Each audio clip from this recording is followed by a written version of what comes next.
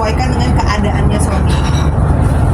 Bang Sony kemarin melihat kesabaran dari Kak Fairu sendiri, kesabaran pas abang lagi sakit, ini melihatnya bagaimana sih?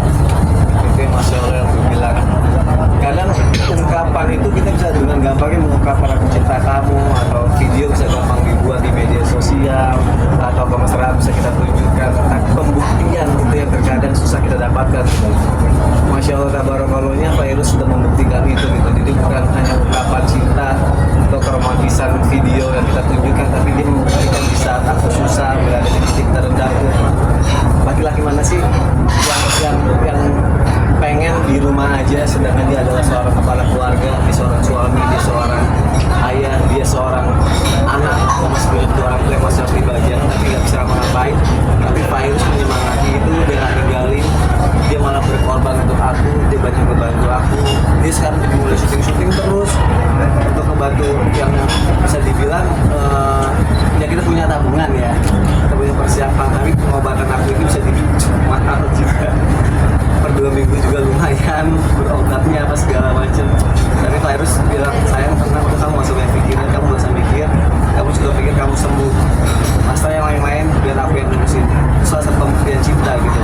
Bukannya dia pelan-pelan mundur atau pergi dan menghilang, tapi dia membuktikan kalau aku siap kok sekarang dampingin kamu gitu. Memang selayaknya kita memang harus siap satu sama lainnya. Jadi harus, Masya Allah, sosok yang luar biasa banget.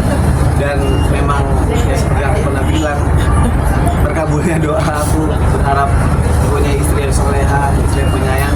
Allah kasih sekarang, dan Allah tunjukin ketika aku sakit, nih perempuan yang lo mau, di masa sakit yang aku dapetin. Sony sampai sekarang masih kontrol atau sebagai ayah impian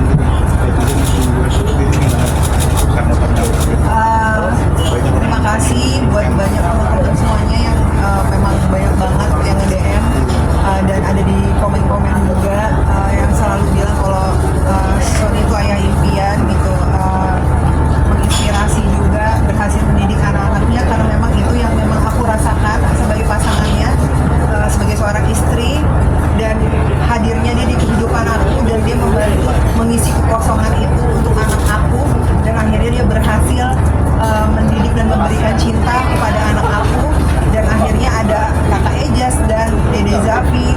Ini adalah sebuah pembuktian keberhasilan Sony bahwa dia berhasil